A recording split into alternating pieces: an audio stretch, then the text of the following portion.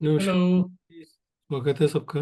तो आज एक नया संस्करण में आज संवाद के आज हम बात करेंगे एक थोड़ा डिफरेंट, पॉलिटिक्स से डिफरेंट, जो बहुत लोगों पे लागू होता है और बहुत ही कॉमन है कि हम लोग एक्चुअली स्टॉक मार्केट को समझते नहीं हैं और इन्वेस्ट करते हैं, और फिर individual traders, as an individual trader हम लोगों को काफ़ी नुकसान होता है। फिर हम, मतलब आम आदमी, मतलब जो समझता नहीं है, उसको बहुत तकलीफ होती है, नुकसान होता है। और उसके बाद फिर मतलब हम ऑब्वियसली गाली भी देते हैं कि हम भाई के जो है स्टॉक मार्केट क्या है। बट यही समझने की चीज़ है कि हम क्या मतलब गलती करते हैं, ये कैसा रहता है। तो इन सब चीज़ों पे आज थोड़ा बात करते हैं। हाँ, तो ये एक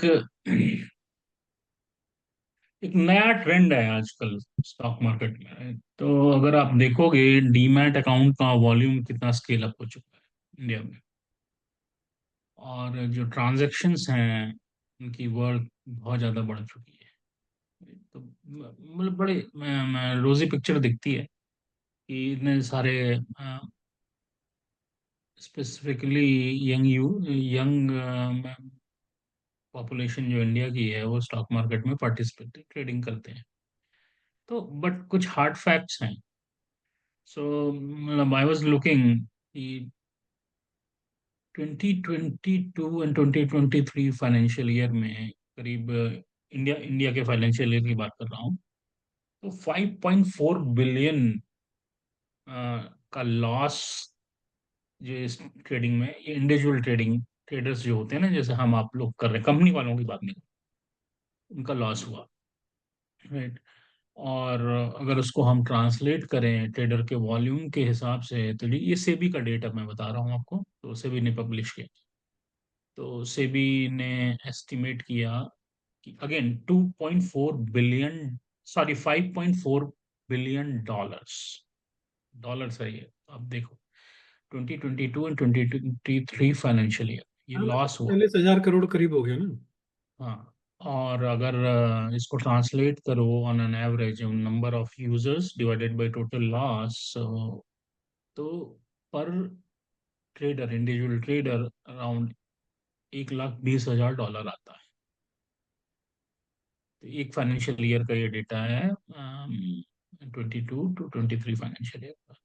तो इसके कुछ मतलब ये बहुत रोजी पिक्चर दिखती है। आई एम नॉट सेइंग कि आप लोग उसमें ना करो, बट ये क्या है कि जो ट्रेडिंग होती है एक थोड़ा सा बड़ी ये। एक्चुअली समझने की कोशिश करनी चाहिए कि कैसे जो उनके फंडामेंटल्स है ना, थोड़ा फंडामेंटल्स की तरफ ध्यान देना चाहिए रादर देन इमोशनल होके कि अरे ये इन्फोसिस का स्टॉक आज बढ़ गया, आज एटीएनटी का स्टॉक बहुत बढ़ गया तो इसमें कर देते हैं, अगर कम हो गया तो बेच देते हैं।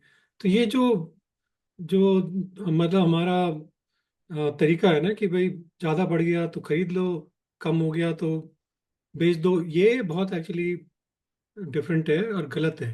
तो वो लॉन्ग टर्म में आदमी को सोचना चाहिए, थोड़ा शॉर्ट टर्म में उतना नहीं देखना चाहिए। उसके बारे में बात करेंगे अभी।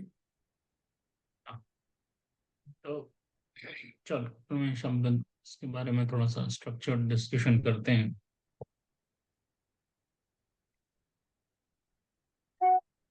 तो ये तो जो डेटा भी शेयर कर रहा था, थे वेरी एविडेंट कि इंडिविजुअल ट्रेडर्स होते हैं, वो लूज कर रहे हैं मनी। देखो ट्रेडर बेसिकली दो टाइप के होते हैं हमारे, एक इंडिविजुअल ट्रेडर्स जैसे इंडिविजुअल हम आप हैं, और दूसरा होता है कि फाइनेंशियल इंस्टीट्यूशंस होते हैं वो भी ट्रेडिंग करते हैं। जैसे आपके ये फंड कंपनी जो होती हैं, या तुम्हारी इवन बैंक्स ट्रेडिंग करती है, राइट। तो बैंक्स आपका पैसा जमा करती है और आपके पैसे को इन्वेस्ट करती है, उससे प्रॉफिट वो गेन करते हैं। तो जो इंडिविजुअल ट्रेडर्स होते हैं वो फाइनेंशियल ट्रेडर से अलग कैसे होते हैं? Financial trader is purely done through some financial calculation. Finance economics के कुछ फंडामेंटल्स होते हैं। वो जिस भी कंपनी में इन्वेस्ट करते हैं, या जिस भी म्यूचुअल फंड में, या ईटीएफ में, किसी भी चीज में वो इन्वेस्ट करते हैं, उसकी पूरी डिटेल नॉलेज निकाल के, पूरा डेटा करके, बहुत एनालाइज करके, बहुत सेफ वे में वो इन्वेस्ट करते हैं। और अपना इन्वेस्टमेंट को वो डाइवर्सिफाई करते हैं कि एक पर्टिकुलर सेगमेंट में, जैसे ऑयल ऑयल इंडस्ट्री में हम डाल रहे हैं, इधर हम मान लो अ, किसी प्रेशियस मेटल गोल्ड में डाल रहे हैं, या रियल स्टेट में डाल रहे हैं, या हेल्थ सेक्टर में डाल रहे हैं, तो डाइवर्सिफाई होता है इनका इन्वेस्टमेंट। और उस डाइवर्सिफिकेशन में वो साइंटिफिक तरीके से इकोनॉमिक फंडामेंटल्स लगा के वो कुछ सेगमेंट में, कुछ सेक्टर में एग्रेसिव होते हैं, कुछ सेक्टर में कंजर्वेटिव अप्रोच होती है, तो अपना पूरा पोर्टफोलियो वो बैलेंस कर। बट इंडिविजुअल इन्वेस्टर हम जो होते हैं, वो स्पेसिफिकली मैं इंडिया की बात बताऊं, तो हमारा क्या होता है कि जैसे मान लीजिए प्रमेश और मैं हूं, तो Pramesh is doing some stock investment, और मेरा मेरा उतना एक्सपोजर नहीं है। तो मैं घूमते फिरते प्रमेश के पास गया शाम को चाय पीने, चाय पी रहे हैं इसलिए याद आया तो अब चाय चाय पीने गया, तो प्रमेश ने बोला कि शालीन ने, अरे ये इन्फोसिस का स्टॉक बहुत अच्छा कर रहा है, तो हाँ, I'm planning to do it। तो मैं भाग के आया घर में, मैं कुछ नहीं समझा समझा, मैंने इन्फोसिस के स्टॉक में पैसे झोंक दिए। राइट। ये तो मान लो मेरे पास 10,000 20,000 कुछ पड़े होंगे इंडियन रुपी, तो मैं, या 50,000 जो भी है, मतलब लगा दिए। तो इसको कहते हैं word of mouth investment strategy तो मैं इसको एक लिक्विडेटिव नाम दे रहा हूँ। तो मेरी अंडरस्टैंडिंग कुछ है नहीं, ठीक है। तो देखो, ये एक टिपिकल एग्जाम्पल है, मैंने एक स्टोरी फॉर्म में आपको बताने की कोशिश की। तो उसमें क्या होता है कि एक तरह के इंडिविजुअल इन्वेस्टर होते हैं जो, जिनको एजुकेशन नहीं होती, लैक ऑफ एजुकेशन है, कोई रिसर्च नहीं करते। अब जैसे इन्फोसिस का नाम मैंने लिया, तो मेरे को मालूम नहीं इन्फोसिस क्या करती है, उसकी पी रेशियो क्या है, और उसकी कितनी बैलेंस शीट उसका कैसा कर रही है, वो मेरे को कुछ नहीं मालूम है। खाली मेरे एक दोस्त हैं प्रमेश, उन्होंने बोला, हो मैं आगे उसमें लगा दिया।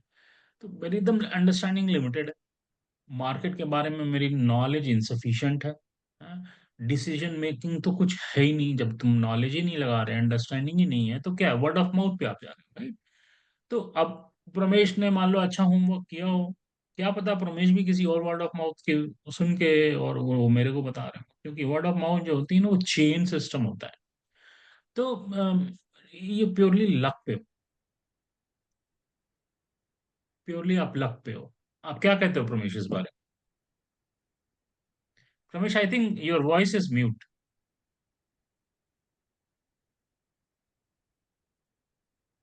Are you able to hear me?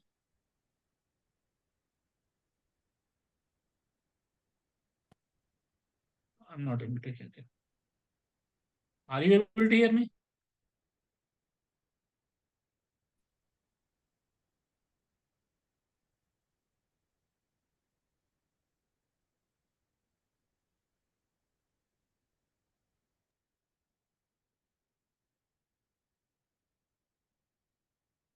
नहीं।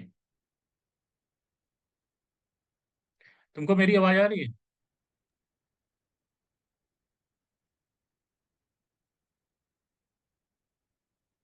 Let's stop it. इसको स्टॉप करके दोबारा करते हैं। एग्जिट करके दोबारा करते हैं। सुनाई दे रहा है? अब आया। ठीक है। चलो वो, ठीक है, तो बीच में काट देना आप। हाँ काट दूंगा। कंटिन्यू। ठीक तो है। तो जो तू बोल रहा है ना, बेसिकली वो सही बात है। एक्चुअली दो चीजें हैं। एक तो वर्ड ऑफ माउथ जो 95%, 90 टू 95% जो है वर्ड ऑफ माउथ है। और हम्म 4% फिर जो है, फिर वो इमोशनल जो है अपना, जो होता है ना, डिसीजन मेकिंग। इसमें इमोशनल डिसीजन मेकिंग क्या होता है कि जैसे यू सेड कि भाई इन्फोसिस का स्टॉक बड़ा अच्छा कर रहा है, तो ग्रीड आ जाती है। अरे अच्छा ये कर रहा है, तो जब मैं भी जो है पैसा झोंक देता हूँ, कुछ है पता है कुछ है नहीं, झोंक दिए पैसे। और फिर वो जो बेसिकली वो होता है ना कि फियर ऑफ मिसिंग आउट, यार मैं मिस ना कर जाऊं, जब ये इतना बढ़ रहा है तो मैं भी लगा देता हूँ। और फिर क्या होता है कि जब जैसे स्टॉक तो ऊपर नीचे होता रही है, अब पहला जो है नीचे गिर गया, मगर अरे यार पहले मैंने 1,000 पे खरीदा था, अभी तो ये जो है 900 पे आ गया या 800 पे आ गया, अभी ये तो बहुत ज्यादा हो गया, अब इसको निकालो। अब तुम पहले राइट टाइम पे तो बेचते नहीं हो भाई। तुम अगर जैसे 1,000 तुमने खरीदा, या तुमने जैसे 1,000 से वो 1,500 हो गया, तब तो तुमने उसको बेचा नहीं। फिर क्या किया तुमने कि जब वो नीचे गिरता गया गिरता गया, जब वो बिल्कुल ही मतलब 800-900 पे पहुंच गया, तो तुमने कहा यार नहीं यार, अब तो बहुत ज्यादा हो गया, अब तो बेचना है, तो तुमने बेच दिया, तो तुम्हारे को लॉस पैनिक हो गया। सेलिंग। तो पैनिक सेलिंग करते आइडिया क्या होता है कि तुम जो है, जैसे शालिन ने बोला कि बैलेंस शीट देखनी बहुत जरूरी होती है। कुछ रेशियोज होते हैं, जैसे पी रेशियो हो गया, करंट रेशियो हो गया। तुम्हें मतलब बेसिकली देखना है कि उसका, तुम्हें अगर चाहे मालूम ना हो कि भाई चलो ठीक है, सबको हर आदमी को जो है फाइनेंसेस नहीं मालूम होते, बट तुम्हें पढ़ना तो आता है ना। तुम देखो कि जैसे करंट रेशियो है तुम्हारा, कैश फ्लो कैसा है कंपनी का, जितना वो जनरेट कर पा रहे हैं कैश की भाई, उनके ऑपरेशंस में फर्क ना पड़े। अगर वो कैश फ्लो रेशियो उनका जो है कम है, तो दैट इज अ प्रॉब्लम, कि मतलब उनका कैश फ्लो ढंग से नहीं आ रहा, उनके एसेट्स में उनको फिर जाएगा, इक्विटी पे जाएगा, तो इसका मतलब वो लॉस पे ही जाएगा वो, मतलब अल्टीमेटली वो कुछ उसका लॉन्ग टर्म नहीं है। वो मतलब फिर इमोशनल भी, शॉर्ट टर्म में वो थोड़ा शायद बढ़ जाए, बट वो लॉन्ग टर्म में नहीं होने वाला है ऐसा। तो बेसिकली ये जरूरी है कि हमें अपना पढ़ाई करके थोड़ा उसको देखो, रेशोज हैं। देखो, और उनको फिर उस पर आगे करो। तो देखिए क्या होता है कि कोई भी फील्ड है, राइट, सिर्फ ये ट्रेडिंग ही नहीं, स्टॉक इन्वेस्टमेंट ही नहीं, कोई भी फील्ड है, आप जैसे हर आदमी के हर फील्ड में होता है। तो लेट्स से अगर आप इलेक्ट्रीशियन है, एग्जांपल ले रहा हूँ, right? तो जब तक मुझे इलेक्ट्रिसिटी की सर्किट वर्किट कैसे वायरिंग होती है क्या नहीं होती, मैं नहीं छू सकता, राइट। मैं may be I am super intelligent in some other field, but I cannot do justice without proper guidance in electric circuit board. अपने को मैं डैमेज करूंगा, मेरे को करंट लग सकती है, या घर का फ्यूज उड़ा दूंगा, या घर का सर्किट उड़ा दूंगा, अगर कुछ भी कर करोगे दूंगा। भी तो थोड़ा बेसिक तुमने हाँ, मतलब कि भाई पैरेलल में लगाना है, सीरीज में लगाना है, ये सब तो तुम थोड़ा देखोगे ना। या तो तो और कितना मतलब साइंस बोर्ड होता की कितने उसकी कैपेसिटी, ये सब तो थोड़ा देखना पड़ेगा। तुम ये थोड़ी है। कि हाँ। डायरेक्टली तार काट के उसमें थोड़ा जोड़ दोगे। हाँ, तो अब वही स्टॉक ट्रेडिंग में होता है। तो स्टॉक ट्रेडिंग में आपको समझना चाहिए, तो पहले बिफोर यू आर जंपिंग, वही है जैसे तैरना आता नहीं है नदी में आप कूद जाओ। तो डूबो वही भाई। तो अब उसके बारे में थोड़ा समझिए, पहले इन्वेस्ट करिए, इन्वेस्ट मतलब उसके बारे में पढ़िए, अपना थोड़ा सा नॉलेज गेन करिए, किसी से सेशन लिए, आजकल आजकल यूट्यूब में बहुत फ्री सेशंस पड़े हुए हैं, और ऑथेंटिक देखिए। और ठीक है। थोड़े रेशोज होते हैं जो बेसिकली तुम्हें अच्छी तरह से बता सकते हैं, वो एटलीस्ट वो रेशोज तो देखो लॉन्ग टर्म के लिए। हाँ, तो इसमें कुछ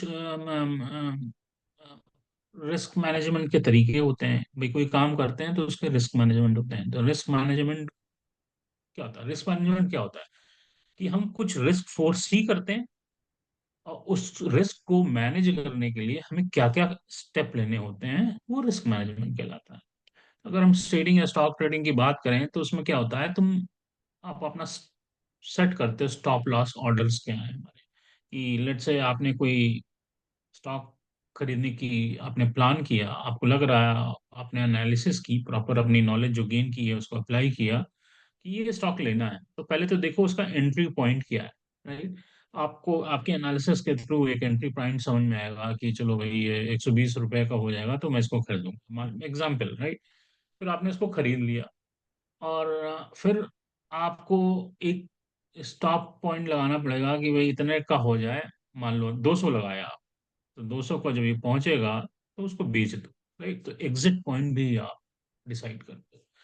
तो इस तरह से अगर एंट्री एग्जिट पॉइंट अगर आप डिसाइड करते हो तो अपना रिस्क बहुत मिटिगेट करते हो, राइट। ग्रीड में नहीं जाना चाहिए, नहीं तो फिर और भी तरीके होते हैं रिस्क मैनेजमेंट के, जो आप आपका पोजीशन डिटरमिन करिए, उसका साइज क्या होता है, कि कितना साइजिंग करना होगा आपके स्टॉक में, कितने क्वांटिटी लेनी होगी, राइट। और अभी मैं जैसे बात कर रहा था, डाइवर्सिफाई करिए आप अपना इन्वेस्टमेंट की, वो बहुत कि जरूरी जैसे होता है, डाइवर्सिफिकेशन एक्चुअली बहुत जरूरी होता है। हम क्या करते हैं, जैसे ये टिपिकल एग्जांपल अगर जैसे देखा तो भाई AT&T का हमने इन्वेस्ट किया, या जैसे इन्फोसिस में इन्वेस्ट किया, तो इन्फोसिस में बढ़ने लग गया, तो हम क्या करेंगे, अरे इन्फोसिस बढ़ रहा है तो चलो कॉग्निजेंट का भी खरीद लो, चलो फिर ये टीसीएस भी खरीद लो, फिर ये जो है विप्रो भी खरीद लो।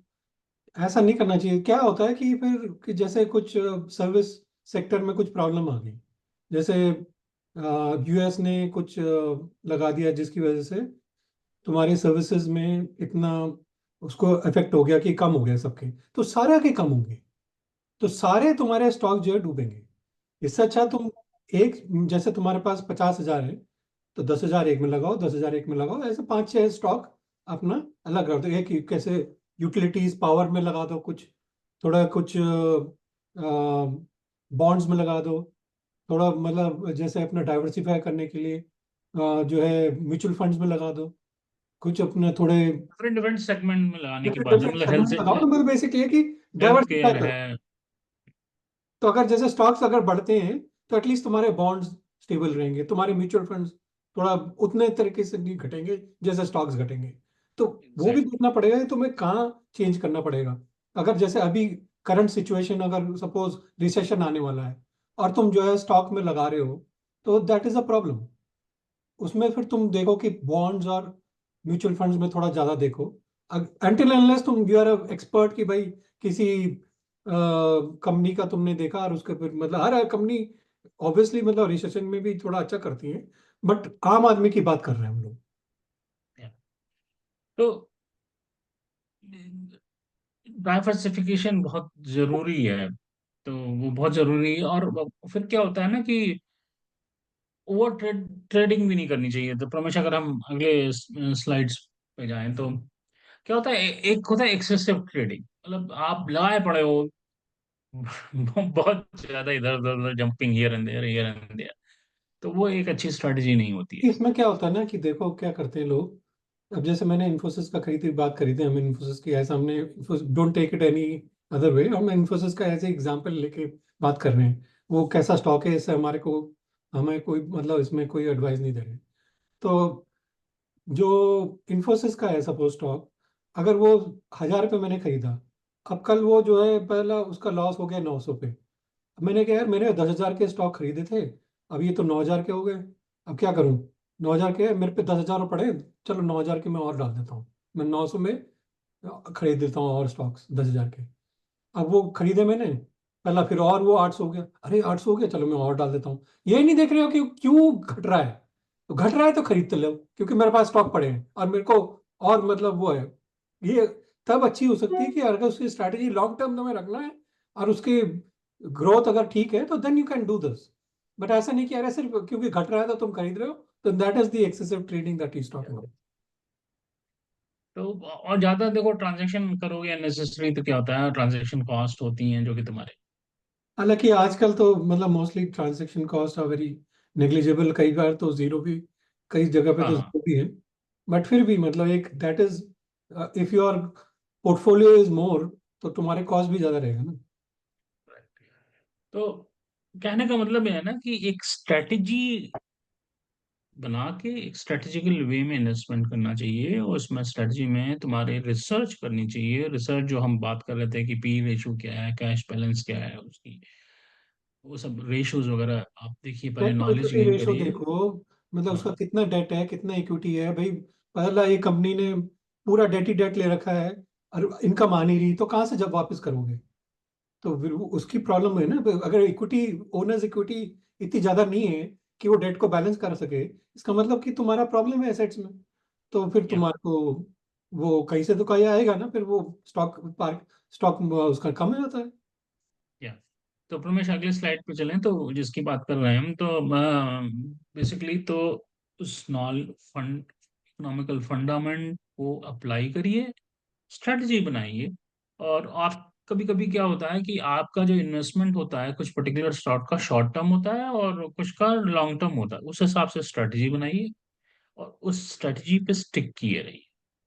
तो अगर ऐसा करेंगे तो आप, पहली बात, आपकी डिसीजन मेकिंग जो है पुअर नहीं होगी। एक well well thought decision making होगी। और आपका एंट्री एंड एग्जिट क्राइटेरिया जो होता है ना, एक स्टॉक को कितने रुपए पे आप एंटर कर रहे हो, कितने पे उसको बेच रहे हो, एग्जिट कर, राइट।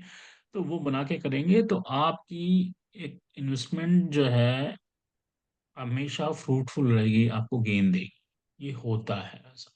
और you need to have a patience, right, कि इमोशंस को कंट्रोल करके करना होता है। जो पैसे का धंधा होता है ना भाई, वो क्रूअल होता है। तो उसमें अगर आप इमोशंस, इम्पल्सिव नेचर दिखाएंगे तो आप, you are force to face loss.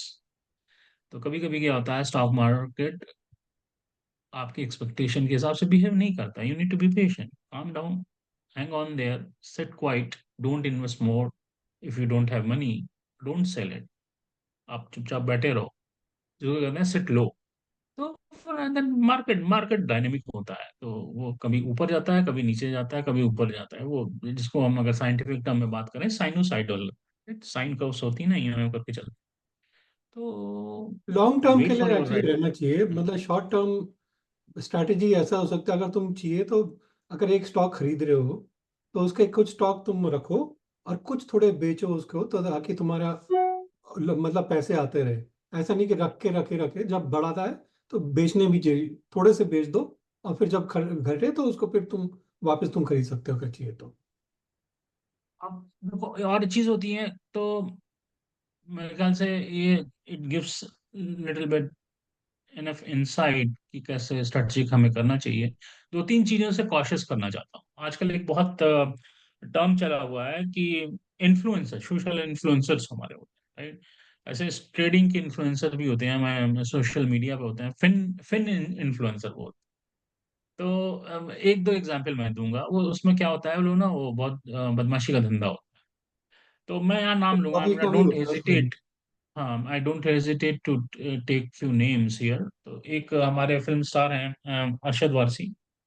तो अरशद वारसी ने एक किसी स्टॉक कंपनी का, मतलब किसी कंपनी का उन्होंने आए और उन्होंने बड़ा सोशल मीडिया पे उसको उसके बारे में बात करना चालू कर दिया कि ये जाएगा, इतना प्रॉफिट होगा, बला होगा, डिमाका होगा। तो वो क्या होता है कि ये हमारे जो फिल्म स्टार या टीवी स्टार, इस तरह के जो लोग होते हैं, उससे हमारे लोग इमोशनली अटैच होते हैं। तो हम्म। उनके फॉलोअर्स जो हैं भाई, वो सक्सेसफुल एक्टर्स हैं, तो उनके फॉलोअर ने उसको, स्टॉक को खरीदना चालू किया। तो क्या हुआ, जब उससे पहले उन्होंने, अरशद वारसी ने इनडायरेक्टली इनडायरेक्टली वो स्टॉक खरीद के रखा। तो अब मास खरीदना चालू करती है ना, स्टॉक का प्राइस बढ़ जाता है। स्टॉक का हम्म। प्राइस बढ़ गया, मान लो 10 रुपए बढ़ गया, तो उन्होंने उठा के उसको बेच दिया। अरशद वारसी ने तो पैसा बुक कर लिया, और फिर क्या होता है, सड़ाक से वो स्टॉक गिरना चालू हो जाता है। हम्म। फिर क्या होता है, आपका लॉस होता है। तो ये फिन इन्फ्लुएंसर है। एक और है, यंग, एक एग्जांपल ये है, एक और है, मतलब मैं बताऊं कि और कुछ लोग होते हैं कि इस चीज का धंधा करते हैं। तो एक बहुत बड़ा स्कैम हुआ था, सेबी ने इसको अनर्थ किया था। एक थे भाई साहब, मोहम्मद नसीरुद्दीन अंसारी साहब।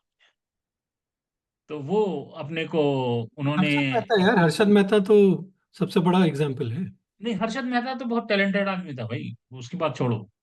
तो उन्होंने यूट्यूब चैनल बनाया, और उनकी यूट्यूब चैनल का नाम था बाप ऑफ चार्ट। ये बहुत अच्छा। फेमस इंसिडेंट मैं बता रहा हूँ। तो उनका यूट्यूब चैनल बनाया, उसका इन्वेस्टमेंट का था। वो इन्वेस्टमेंट तुम्हारा ये ऑप्शन ट्रेडिंग का। तो ऑप्शन ट्रेडिंग क्या होता है ना, मतलब ये शॉर्टकट होता है, मैं ये एक दिन में आप बहुत पैसे फिर अलग कमा, चीज डे है। ट्रांजेक्शन होते हैं उसमें, राइट। सो डेरिवेटिव्स का टाइप होता है ऑप्शन ट्रेडिंग।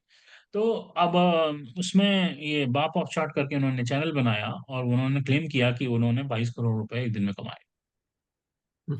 और उन्होंने कुछ टिप्स देना चालू किया होगा कि अब आपको क्या है कि 1-2 लाख रुपए लगाने हैं, और आप मेरी स्ट्रेटजी को फॉलो करिएगा तो 5 से 10 लाख आप कमाएंगे। और उसमें बहुत सारे लोगों ने पैसे लूज किए। सेबी ने इसको पकड़ा। सेबी ने उनको तो पहली बात नोटिस भेजा, और उनसे बहुत सारे पैसे वसूल किए, क्योंकि you can not provide stock guidance अगर आप सेबी में रजिस्टर्ड नहीं हो। हाँ तो एग्जैक्टली। हाँ, तो वो, ये एक अनर्थ हुआ। तो ये यूट्यूब पे भी बहुत से आपको फिन इन्वेस्ट इन्फ्लुएंसर मिलेंगे, उससे हमें थोड़ा सा सावधान रहना चाहिए। एक एक लास्ट एग्जांपल लूंगा for our young young population. आजकल एक यूट्यूब पे सेंसेशन है, मतलब एल्विश यादव करके एक हैं भाई साहब, बहुत यंग से हैं। तो उन्होंने दिसंबर 2022 में एक स्टॉक का नाम लिया, उसका नाम था white organic, white organic natural limited something करके स्टॉक का नाम। अच्छा। उस जमाने में उस टाइम पे वो स्टॉक 130 रुपए का था, और बहुत उसको प्रेज किया कि इसमें आप अपने अपने अपने वो फॉलोअर्स को वो बोले कि इसमें इन्वेस्ट करो, आई विल स्ट्रांगली रिकमेंड। अच्छा। उसके 9-10 लाख, 9-10 मिलियन फॉलोअर्स हैं उनके। तो अब मे बी मोर, उस जमाने में 9-10 मिलियन थे, बहुत बहुत पॉपुलर है यंग ब्रीड में, ये शायद हरियाणा से हैं शायद ये। तो लोगों ने, जनता ने खरीद लिया। तो बाद में कुछ, आई थिंक विद इन 7 और 8 मंथ्स के बाद उस स्टॉक का प्राइस 9 रुपए हो गया।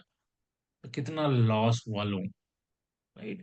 तो अननेसेसरी इन लोगों को फॉलो ना करें, right? अपना दिमाग लगाएं, हाँ, और अपना पहले दिमाग लगाए ना, सबसे बड़ी बात ये कि जो की है बात चले। हम जो है बात कर रहे हैं कि भाई तुम थोड़ा मतलब जैसे रेशोज वगैरह की बात कर रहे हैं, तो वो थोड़ा देखना जरूरी है थोड़ा। मतलब अगर बैलेंस शीट भी थोड़ा समझनी है तो समझ लेना चाहिए कि भाई बैलेंस शीट और ये फाइनेंशियल रेशोज कैसे वर्क करते हैं। इसमें यूट्यूब वगैरह में बहुत मसाला पड़ा है, बहुत लोग बात कर चुके हैं। तो हम इसमें मतलब नहीं जाएंगे। और we are not the experts also, हम अपनी तरफ से बस वो बता रहे हैं कि मतलब जो हमारे को नॉलेज है, ताकि लोग फंसे ना और राइट डिसीजंस लें, और उनको उसके हिसाब से फिर जो है अपना नुकसान ना हो। और देखिए फंड्स भी होते हैं, राइट। तो हमने यूजर्स को बताया कि देखिए क्या होता है कि म्यूचुअल फंड्स अब होते हैं, जैसे, म्यूचुअल फंड्स में लगा हाँ, लो। अब मेरी एक्यूमेंट नहीं कहती कि मैं ये रेशियोज या बैलेंस शीट या इस तरह की चीजें मैं करूँ, भाई मेरे एरिया ऑफ इंटरेस्ट में नहीं है तो मैं नहीं कर सकता, राइट। तो नहीं कर सकता, तो don't go to stock investing और ऑप्शन इन्वेस्ट, ऑप्शन में तो जाना ही नहीं चाहिए पहले बात। तो इन सब में मत जाओ, आप जाओ म्यूचुअल फंड्स में जाओ।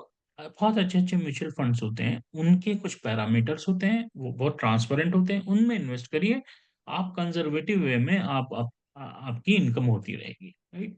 म्यूचुअल फंड्स में, जो अच्छे अच्छे म्यूचुअल फंड्स में होते हैं, उसमें आप सिप भी लगा सकते हैं, सिस्टमेटिक इन्वेस्टमेंट प्लान जिसको बोलते हैं, सिप।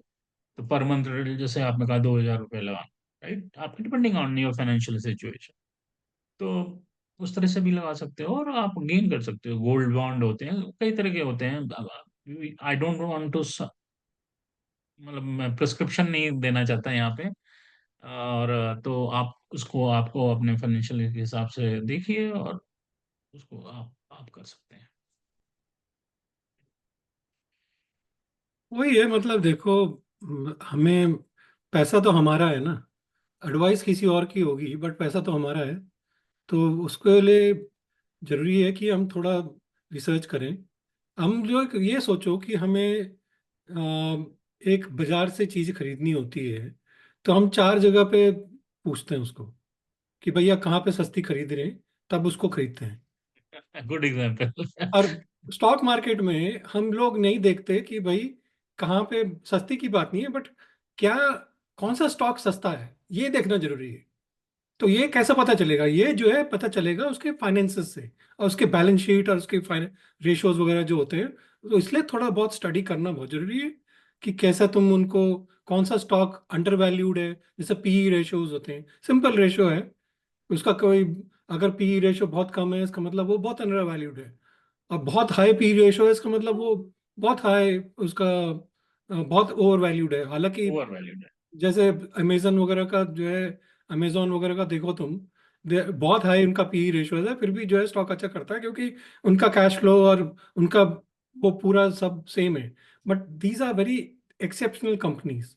बाकी तुम देखो तो नॉर्मली मतलब पी रेशियोज वगैरह तुम्हें देख के तुम उसको तुम देख सकते हो, डेट डेट इक्विटी रेशियो देखो, करंट रेशियो देखो, कैश फ्लो रेशियो देखो, उसका कैसा, उसका उतना जनरेट भी कर पा रहा है कैश की, नहीं कि वो अपने एसेट्स बेचना पड़ रहा है उसको। तो ये सब देखना बहुत जरूरी है, ताकि आदमी मतलब गलत उसमें लॉसेस वगैरह में ना जाए। और एक एक वर्ड ऑफ क्वेश्चन और यहाँ पे इंजेक्ट करने करूंगा रमेश, कि क्या होता है कि अभी अभी जैसे आपने बोला कौन सा स्टॉक सस्ता है। आई नो आपने ये नहीं बोला सस्ता मतलब उसका स्टॉक प्राइस नहीं आ पाए, ऐसा नहीं कि 2 रुपए वाला, 3 रुपए वाला। नहीं नहीं, वैसा पी नहीं। रेशियो के हिसाब से उसकी worth wise, right, worth wise stock. जो हाँ, सस्ता है। ऐसा नहीं कि क्योंकि मेरे को 3 वाला 2 में मिल जाए, ऐसा नहीं होगा। हाँ, हाँ, तो वो एक, क्योंकि I understand these kind of trapping words, I fall through in my stock investment journey. तो मुझे तुरंत स्ट्राइक किया कि मैं नहीं चाहता कि हमारे यूजर्स जो हाँ, सुने और ये बात उसमें सही करें। है, वो सस्ता का मतलब वो नहीं है। हाँ, तो पेनी स्टॉक का एक भी गंदा ट्रैप होता है। वो हमारे सोशल मीडिया पे आते हैं बड़े बड़े लोग, वो आके बोलते हैं वो पेनी स्टॉक है जी, 3 रुपए में है, इसमें ये हो जाएगा वो हो जाएगा। तो उसमें आप क्या करते हो, आप देखते हो 3 रुपए 4 रुपए का 10 रुपए का स्टॉक है, आप फिर उसमें 10,000 खरीद लो। बहुत सारा पैसा लगा। 10,000 खरीद लिए, अरे मेरे पास तो हाँ, 10,000 स्टॉक है उसके, फिर भी उसके बाद जो वो होता क्या है? कुछ नहीं दो होता। रुपए का स्टॉक है पहला, वो हो गया 1 रुपए का, तो तुम्हारा दस एक हजार की रुपए तो का 5,000 में हो गई उसकी वैल्यू। 5 हो गई, वर्थ हो गई। आप देखो तो उसमें बहुत नुकसान।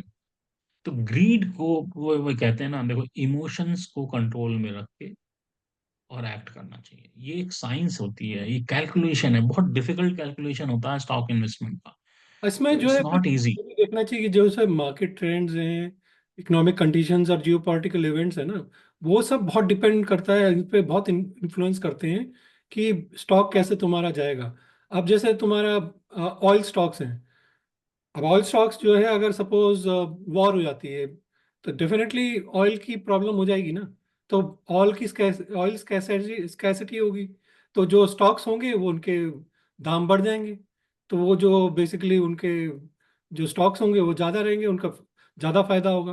बट जबकि अगर तुम्हारी जैसे सपोज जैसे इराक ईरान का वॉर थी, अगर उन दोनों में सुलह हो गई थी एक टाइम पे, उसके बाद फिर क्या हुआ, दोनों की कैपेसिटी बढ़ गई, मार्केट में जो है सप्लाई ज़्यादा हो गया। तो सप्लाई ज़्यादा हो गया तो डिमांड जो है, डिमांड तो उतनी ही है। तो उसकी वजह से जो है डिपेंड करता है कि तुम्हारा ऑयल के स्टॉक्स में कैसा होगा, टेलीकॉम में कैसा कर रहा है, ये सब तुम्हें देखना पड़ेगा कि उसके इकोनॉमिक वायबिलिटी और कंडीशंस कैसी है मार्केट की। ये भी बहुत डिपेंड करता है, सिर्फ बैलेंस शीट का नहीं, बट मतलब जैसे तुम्हें फ्यूचर में उसका कैसा रहेगा, ये भी तुम्हें देखना बहुत जरूरी है। देखना डायनेमिक सिचुएशन होती है। जैसे करंट एग्जांपल दो, रमेश, आपने बहुत अच्छा चीज यहाँ पे वो उनकी, कि जैसे आजकल एआई, आर्टिफिशियल इंटेलिजेंस का चल रहा है टेक्नोलॉजी सेक्टर में। तो एआई की जो कंपनीज होती हैं, इनकी जो कंपनियां हैं, they are good trend, you will book some profit. But ऐसा नहीं है कि आज एआई में कुछ लगाया तुमने, मान लो अपने अपने जो तुम्हारा स्टॉक इन्वेस्टमेंट का बजट है उसका 30% तुमने एआई अरे में कल ही लगा दिया देखो और ना, बैठ गए। एनवीडिया का घुस गया ना स्टॉक। हाँ, तो खैर वो तो रिकवर भी हो सकता है। मतलब बट मैं कह रहा हूँ शॉर्ट टर्म है खैर, बट फिर भी। हाँ, तो अब ऐसा नहीं कि लगा के आप बैठ गए। राइट, तो अब एआई है चल रहा है, तो कल को एआई की जगह कुछ और भी आ सकता है। तो you need to be very careful, you need to keep learning. तो एजुकेशन बहुत जरूरी है। राइट, तो that's what strategy for success क्या होता है, कि आपको कॉन्टिन्यूअस लर्निंग करनी है। वही जो बता रहा था, एआई है तो एआई में लगा दिया, बट आप उसको देखो। राइट, कि एआई कहाँ से में पैसा आ रहा है उसको, कहाँ कुछ से चेंज उसका हो रहा है। रेवेन्यू कहाँ से आ रहा है, रेवेन्यू और इनकम जो है उसके कैसे जो जनरेट हो रही है, और उसका कैश फ्लो का बहुत जरूरी होता है देखना। बहुत क्योंकि जरूरी। ऑपरेशन अगर जो है वो अपने ऑपरेशंस उसके ज़्यादा एक्सपेंसिव है कैश फ्लो से, तो that is a recipe for disaster. Right, और उसको रेगुलर रिव्यू करते रहो। रिव्यू करोगे तो तुमको, आपको ट्रेंड, अगर कोई ट्रेंड चेंज हो रहा है या कोई नई अपॉर्चुनिटी दिखेगी, उस हिसाब से आप अपना ट्रेडिंग प्लान को चेंज कर सकते हो या डेवलप कर सकते हाँ हो। मतलब it is not right, set in stone ना, तो यू हैव टू हाँ, तो चेंज ये अकॉर्डिंग टू सक्सेस है, डायनामिक्स। ये सक्सेस का फॉर्मूला है। तो कॉन्टिन्यूअस लर्निंग, रेगुलर रिव्यू करिए और उसको आप अपने को प्लान को चेंज करिए, मॉडिफाई करिए। नॉलेज को कोई रिप्लेस नहीं कर सकता। So key focus is keep learning, understand the subject before you went inside. तो सिंपल सा अगेन मैं रिपीट करूंगा, आप आई सर्जन नहीं बन सकते if you are not eye surgeon. आप किसी की आई सर्जरी करने जाओगे, उसको आप अंधा कर दो, बिकॉज आप अरे डॉक्टर सिंपल नहीं सी हो, चीज आप है, अगर सर्जन तुम नहीं हो। जैसे तुम्हें पैसे कमाने हैं, तुम्हें जॉब लेना है, तो तुम्हें पढ़ाई करनी पड़ेगी ना उसके लिए। अब उस वैसे ही तुम्हें अगर पैसे कमाने हैं स्टॉक मार्केट में, तुम्हें थोड़ी पढ़ाई करनी पड़ेगी पैसे कमाने के लिए। पैसा जो है एक चीज, कहीं भी, मतलब ऐसा नहीं होता कि अनटिल अनलेस तुम्हें फर्क नहीं पड़ता कि भाई लाखों करोड़ों पड़े अब कहीं भी लगा दो, ठीक है नुकसान हो भी गया तो कोई फायदा नहीं। ऐसा तो नहीं होता ना, हम ऐसा तो नहीं है, नॉर्मल एवरेज इंसान ऐसा नहीं होता।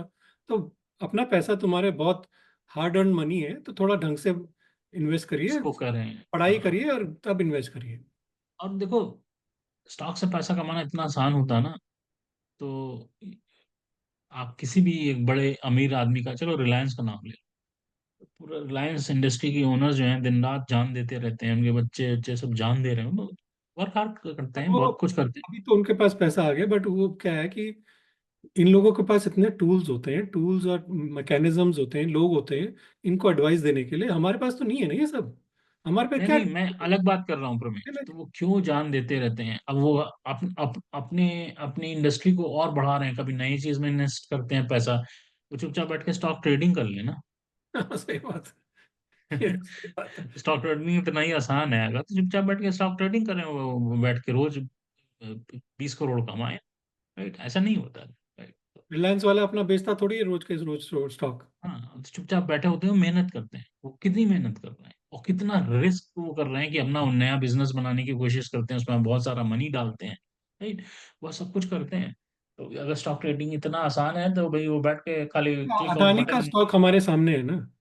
वो हिडनबर्ग की रिपोर्ट आई, अदानी का स्टॉक गिर गया, घुस गया। तो उस समय लोगों को सोचना चाहिए ना कि भाई क्या व्हाट हैज चेंज्ड, कि भाई मैं तुम्हें अभी आज बेच रहा हूँ ये।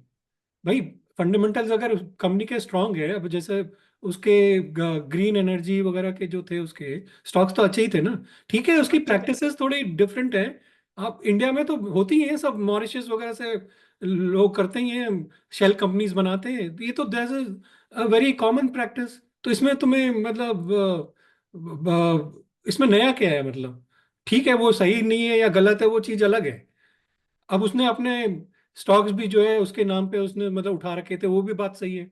बट वो सब प्रैक्टिसेस लीगल थी प्रैक्टिसेस, और उसके तुमने बेसिस पे तुमने अपने बेच दिए सर, नुकसान कर दिया।